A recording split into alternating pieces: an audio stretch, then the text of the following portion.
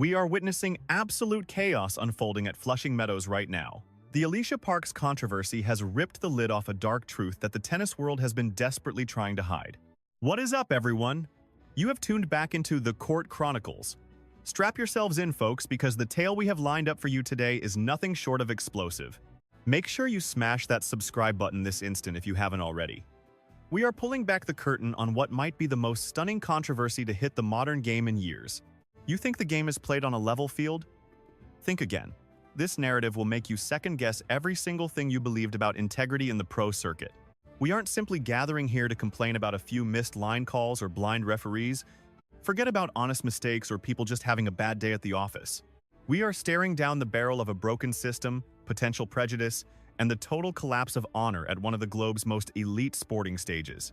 All eyes are on the United States Open, the pride of American athletics, where the authorities almost single-handedly shattered the future and good name of a promising young talent. The revelation that landed this week has absolutely rocked the tennis fraternity to its very core. In a move we almost never see, the powers that be have completely terminated a full team of match officials. We aren't talking about a slap on the wrist or a temporary suspension here. They were axed, booted, canned, and told to never come back. The catalyst? A duel that has gained immediate notoriety among insiders, a clash between the American juggernaut Alycia Parks and the Filipino prodigy Alexandra Eala that will be remembered for being a total disaster.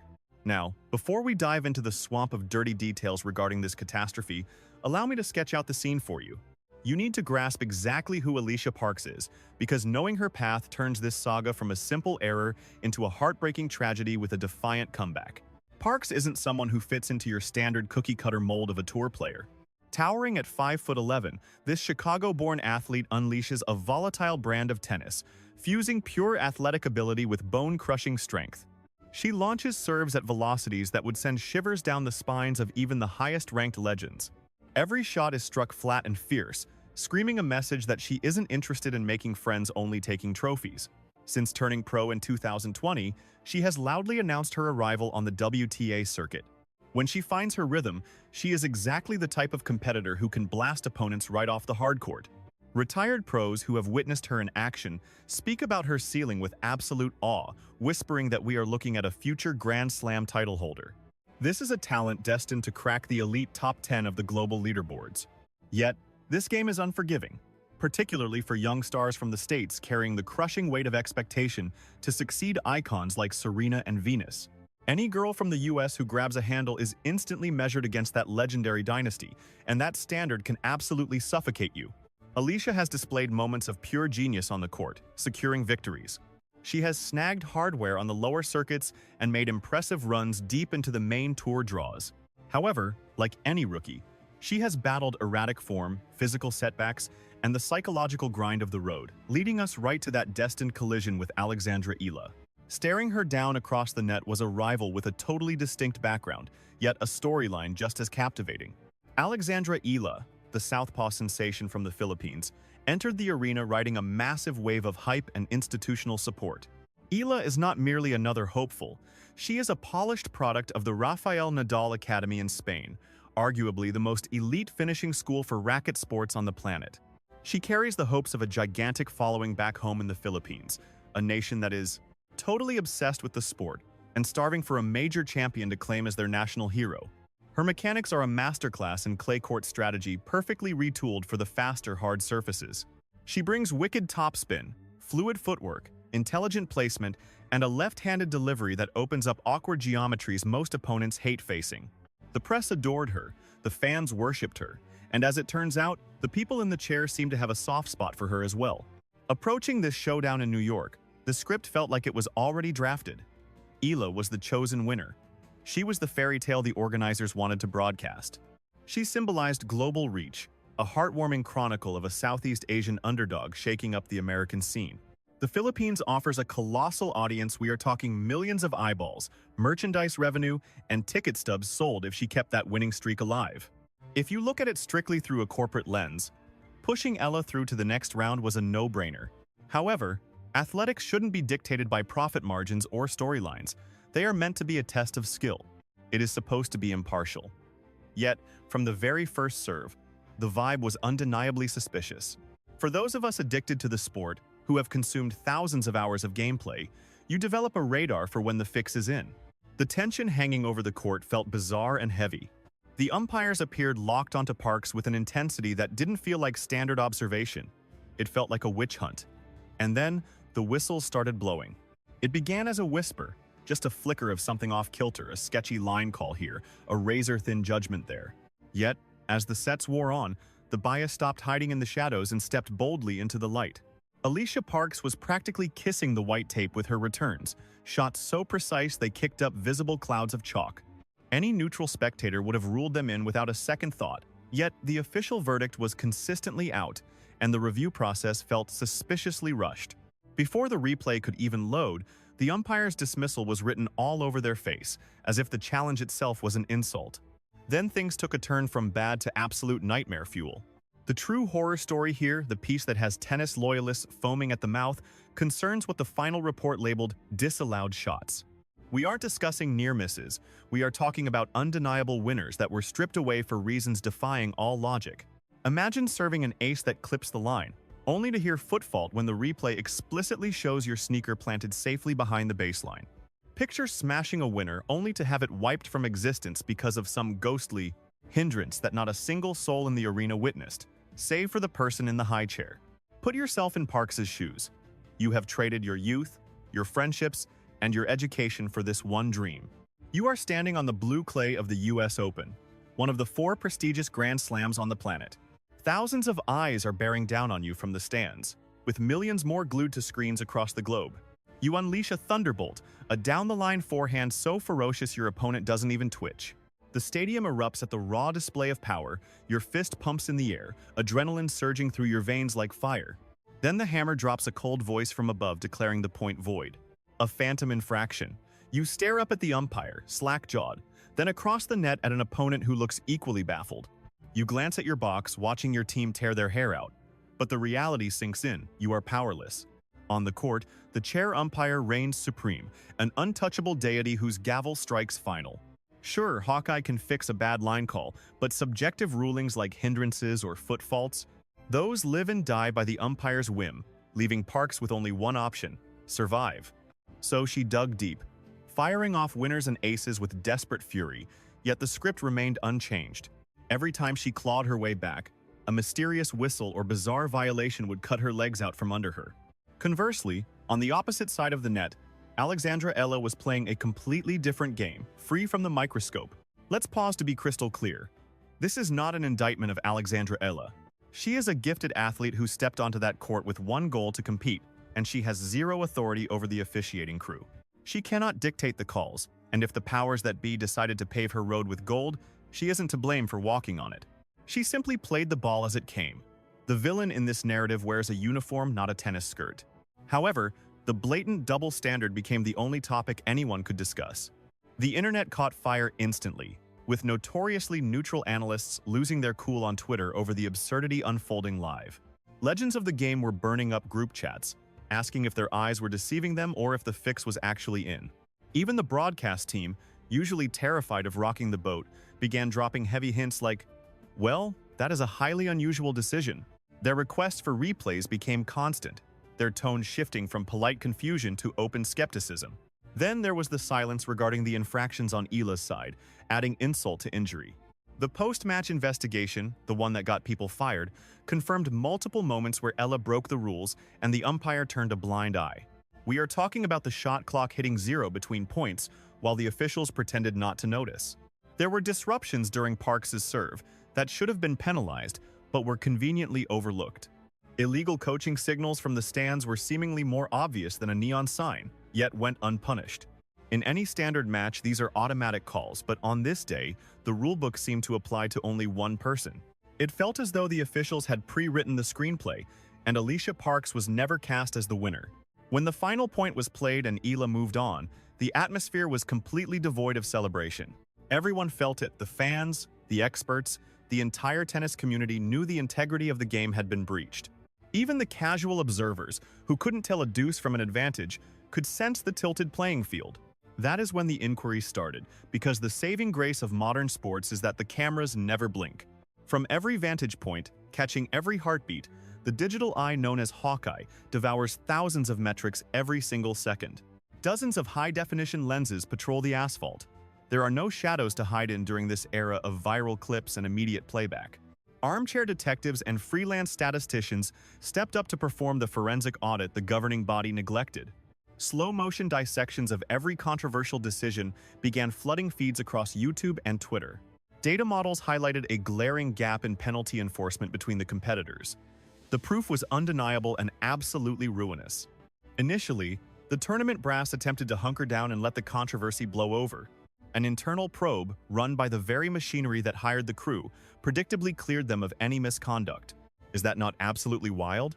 Faced with mountains of proof and a roaring crowd, they shrugged and claimed, "Move along. Everything is fine," insisting the staff was perfect. That arrogance was like tossing a match into a fuel tank. The sports world erupted, with athletes moving from whispers to shouting. Supporters mobilized, viral tags took over, and financial backers began.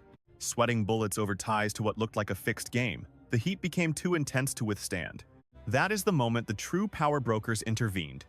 We are speaking of the titans sitting above the daily grind of the event, the directors, the heavy investors, the individuals who realized the very soul of the championship and the nation's sport hung in the balance. They commanded a fresh investigation, a real deep dive this time, where heads would finally roll.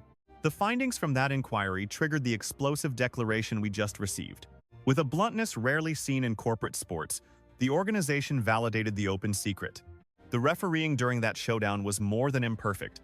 It was prejudiced by design, with the crew ignoring the rulebook completely. Their judgment was catastrophically wrong. Crucially, these blunders shifted the momentum and determined the victor. Terminating their contract sent a tremor of fear down the spine of every referee in the league. Chair umpires usually enjoy the shield of their guild and the gentlemanly customs of the game. We view them as untouchable guardians of neutrality, making lightning-fast calls when the heat is on.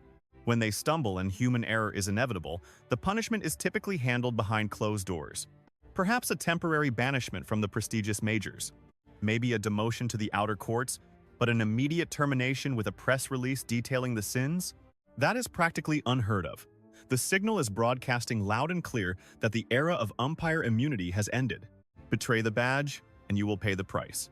Severe repercussions. No more gentle warnings or hushed transfers to a different city. You will be unemployed. The details unearthed by the investigation are actually chilling. The dossier cites several moments where the referee manually bypassed the tracking technology. Granted, the rules permit this in specific scenarios. Should the machine glitch or display a blatant error, the human in the chair can step in. However, that power is meant to be a last resort, utilized only when there is no other choice. During this contest, every single override targeted Parks to benefit Eala. Without exception. What is the probability of that being a coincidence? The math says it is virtually impossible. We aren't looking at a fluke, we are looking at a design. The probe also discovered the line judges were uneven, flagging Parks' close calls as out way more often than they did for Eala. Plotting those contested moments on a graph makes the prejudice leap off the page. It creates a picture that crumbles under inspection, explaining precisely why the first committee attempted to bury it. Yet, the smoking gun might actually be the foot fault penalties on Parks' serve. Spotting those infractions with the naked eye is famously tough. The athlete is exploding into motion, and the official has a millisecond to decide if a toe crossed the line before contact. Due to that complexity, the whistle usually only blows for blatant, undeniable violations. Yet, Alycia Parks got flagged for this exact error during the absolute turning points of the game. Tiebreakers, championship points, the instance where the tension was at its absolute peak. Upon scrubbing through the footage frame by frame, the Oversight Committee uncovered undeniable proof. Every time the umpire screamed fault, Parks was safe. Her toes weren't even grazing the paint. We aren't talking inches here. These weren't tricky, split-second blurs that could go either way. They were glaring blunders, or perhaps something far more sinister, begging the terrifying question. What was the motive? What possesses a veteran umpire to gamble their entire livelihood and legacy just to tilt the scales for a specific athlete? If you are cynical, you follow the cash flow because Eala wasn't just a player, she was a gold mine waiting to be tapped. With a nation of over 100 million rallying behind her, having a Filipino icon deep in a Grand Slam guarantees eyeballs. That kind of viewership explodes ad rates, sells out stadiums for the next round, moves jerseys, and dominates the global news cycle. Look at it through a corporate lens. And pushing Eala through the bracket is strictly a return on investment strategy. Yet, that is where the soul of the game dies. Athletics must transcend the cold calculus of profit margins. When the integrity of the fight takes a backseat to the bottom line, the whole house of cards collapses. Spectators forgive many sins, but they will burn the place down if they sniff a fixed match. We watch for the chaos, the unscripted drama, the beautiful promise that skill alone decides the victor on the day. The second the crowd suspects the script is written in a boardroom rather than on the clay, the magic evaporates. It doesn't just taint one afternoon. It leaves a permanent scar on the entire institution of tennis. Of course, we might not be looking at corruption, but rather the invisible hand of subconscious prejudice swaying the human mind. Think about the deafening roar of the stadium, which was overwhelmingly behind Eala, combined with a media machine desperate for a Cinderella story, twisting the umpire's perception of who should win. These invisible pressures warp reality in the blink of an eye, altering how a referee sees the play. And that is precisely why the crusade to replace eyes with sensors is gaining undeniable momentum. We have already seen the robotic Hawkeye systems usurp human line judges at majors with surgical precision, yet the sport remains shackled to human error in other areas. Things like noise hindrances, stalling the clock, illegal coaching signals, or smashing a racket. You cannot code an algorithm to understand the nuance of human behavior in those heated moments. Now, the tennis community faces a brutal reckoning. Are human beings capable of wielding that power without bias? This entire debacle screams no, proving that the weight of money and hype crushes objectivity every time. Perhaps the only solution is to surrender every possible decision to the machines, leaving nothing to chance. But we must pivot to the person in the eye of this storm, Alycia Parks, because the toll on her soul is the real tragedy. This game is a psychological meat grinder unlike any other. In soccer or basketball, you have brothers in arms to share the pain. In tennis, you are utterly alone on that island. Stepping onto that clay means battling the rival, the wind, the heat, and apparently, the people enforcing the rules. There is no bench to retreat to, no captain to take the heat. A rogue whistle doesn't just cost a point, it acts like a virus, infecting your mind and making you doubt your own eyes. You wonder if you are going crazy, if maybe you really did cross a line you swear you didn't touch. When you can no longer trust your reality, the body locks up, the instincts dull, and the hesitation begins. That killer instinct vanishes, replaced by a timid fear that paralyzes the very aggression needed to win. Imagine the torment Parks endured, facing not an isolated error, but a relentless barrage of injustice designed to break her spirit. Sure, every pro has a war story about a blind ref costing them a game. That is just the nature of the beast. But what happened here was a different species of wrong. We aren't looking at clumsy mistakes. We are looking at a calculated dismantling of a player's chances, point by point. Then comes the cruelty of the post-game ritual, where she is shoved in front of cameras while the wound is still fresh. She has to swallow her rage, forcing a polite smile to avoid slapping a massive fine on top of her heartbreak. Picture that desolate trek down the tunnel, every stolen point playing on a loop in her tortured mind. Then the desperate huddles with her trainers, the tearful calls to mom and dad, begging for someone to confirm she isn't insane. The worst part is the silence sitting in limbo, praying the authorities will validate the theft rather than sweep it under the rug. All while the internet jury dissects her character, debating if she is a sore loser or a victim of the year's biggest heist. The limbo of that interim silence can be absolute hell for a competitor. You crave redemption, yet screaming for it paints you as bitter, while the machinery of justice grinds at a glacial pace, often shielding its own gears. We simply cannot ignore the devastating psychological wreckage these scenarios leave behind on elite performers. Lately, the curtain has been pulled back, revealing the silent, invisible battles fought in locker rooms and hotels. It is a toxic cocktail of crushing expectations, relentless spotlights, and the brutal emotional whiplash of the tour. Stars are finally admitting to their demons the darkness and the panic. So when you pile a rigged game on top of that fragility, it is enough to break a spirit completely. For some, the wound never truly heals. The psyche remains fractured from the sensation that a Grand Slam triumph was stolen from their grasp. It can shatter your belief that the game is played on a level field. It plants seeds of bitterness that grow into cynicism, draining the color and passion from the very sport that defined you. This is why the bombshell dropped this week carries such weight. It is not merely about termination slips, but about restoring reality for Alycia Parks. It is the hierarchy finally bowing its head to whisper, "You were correct. Your eyes did not deceive you. You were not crazy. We confess that the deck was stacked against you, and we own that failure." Receiving that admission is the medicine Parks needs to heal her mind and salvage her future. It is the final period on a painful sentence.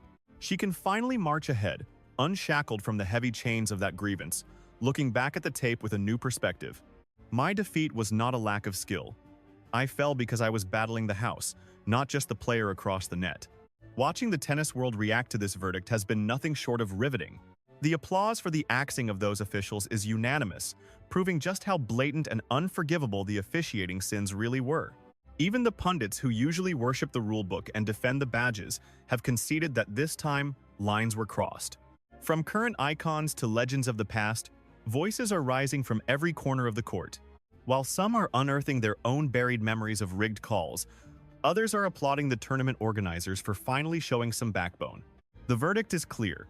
This purge was essential to save Parks' sanity and the soul of the game itself. In a twist, even the legions of fans cheering for Alexandra have nodded in agreement with the ruling. Authentic supporters demand victories earned by sweat and skill, not gifted by a man sitting in a high chair. There is zero glory in lifting a trophy that carries the permanent stain of a question mark. Alexandra's loyalists realize that this scandal acts as a smudge on her own legacy, forever prompting whispers about that fateful day. Was she aware of the helping hand? Did she see the tilt in the table? Even if innocent, the fog of doubt hangs low. This places Alexandra in a precarious corner as she looks to the horizon. She is forced to restart her crusade for respect, proving she can conquer opponents without a thumb on the scale. Every time she laces up her sneakers, particularly against American rivals, the lenses will be zoomed in tight. Umpires might overcorrect, terrified of appearing biased, potentially punishing her with harsh calls just to prove their neutrality. That is the toxicity of corruption. It acts like a virus. The shockwaves damage every single person in the blast radius, even the innocent bystanders who did nothing wrong. The existential threats to professional tennis here are massive. This fiasco peeled back the layers to reveal a rotting core in the officiating hierarchy, proving the initial safety checks were a joke. We require aggressive oversight, glasshouse transparency, and swift justice when the whistle is blown incorrectly. A growing chorus is demanding that every single decision be subject to the replay booth. Right now, a player can verify where the ball landed, but they are silenced on subjective rulings like foot faults or hindrances. The logic is simple. If we have the cameras to prove the truth later, why are we not using them to fix the lie in the moment? Others are advocating for the total removal of the human element where feasible. What is the point of fallible eyes watching the paint when lasers can track the ball with mathematical perfection? Why let a person in a chair guess the outcome when artificial intelligence could analyze the chaotic reality without bias? The purists push back, claiming that human error adds flavor to the drama of the arena. They fear turning the sport into a spreadsheet, losing the soul of the match to cold circuitry. Yet, nightmares like this incident shatter those romantic notions. It was the human touch that poisoned the well. Flesh and blood committed the sins, be it through ineptitude or malice that a machine would never dream of, and now the financial reality of the sport enters the fray. The grandest championships are essentially money-printing machines, fueled by colossal TV contracts, corporate heavyweights, and gate receipts totaling millions. With that level of wealth comes a suffocating demand for cinematic drama and champions the crowds already adore. It gets dangerous when referees, whether they realize it or not, begin officiating to protect the bottom line rather than to uphold the regulations, shattering the very foundation of the game's honor. Critics argue we should lock umpires in a vacuum, completely cutting them off from the financial stakes of the showdowns. They need to be blind to the viewership numbers, the ticket counts, and the trending hashtags online. Their only job is to judge the play on the court, strictly by the book. Full stop. Yet, that is a fantasy.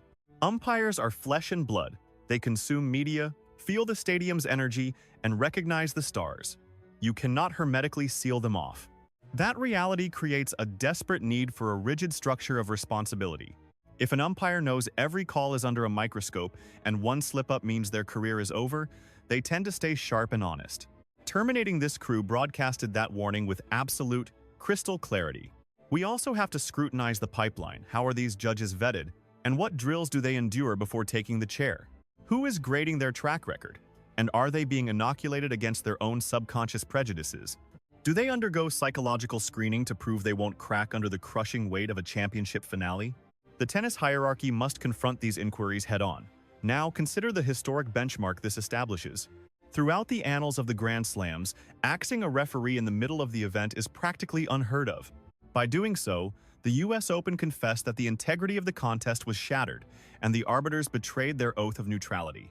For a titan of the sports industry, conceding a failure of that magnitude is seismic. It grants permission for every aggrieved athlete to raise their voice and demand justice, potentially unleashing a tsunami of retroactive appeals. The powers that be are likely terrified they have cracked open Pandora's box, risking a future where every tight line call or dubious ruling triggers a formal protest and a full-blown inquisitional review. Yet, perhaps chaos is necessary. The sport might require a season of intense oversight to purge the rot and rebuild trust in the chair. It is going to be chaotic and undeniably contentious. However, maintaining a status quo that permits such flagrant partiality and incompetence is a far darker fate. A fascinating layer of this saga, often overlooked, is how digital tools and the online community drag the truth into the light. 2 decades back, this match plays out, Parks leaves furious, and the controversy evaporates before the weekend is over. We would not have had vigilant fans dissecting the footage frame by agonizing frame.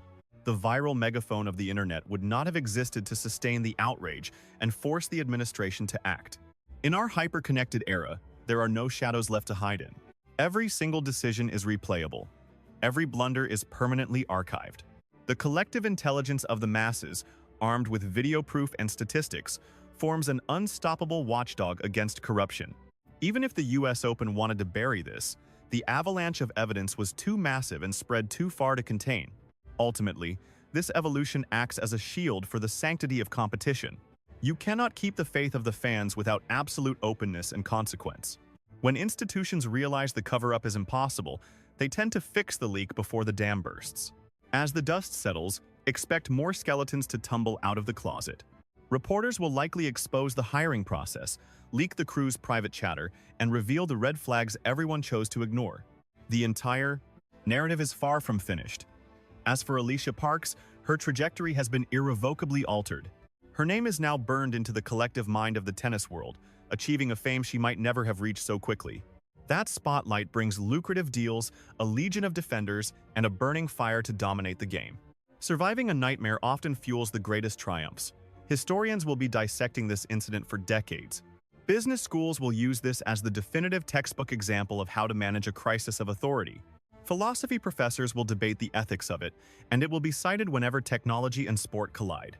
At its core, it is the raw human struggle against the system that makes this tale impossible to ignore. Picture Alycia Parks, a prodigy with championship fire in her eyes, battling not just the player opposite her, but an entire machinery that felt engineered for her demise, only to be proven right in the end, even if that justice couldn't rewrite the loss on the record. This is the raw material that legends are built from. And for the crowd watching and dissecting every moment, it brings us back to the heart of why we worship sports.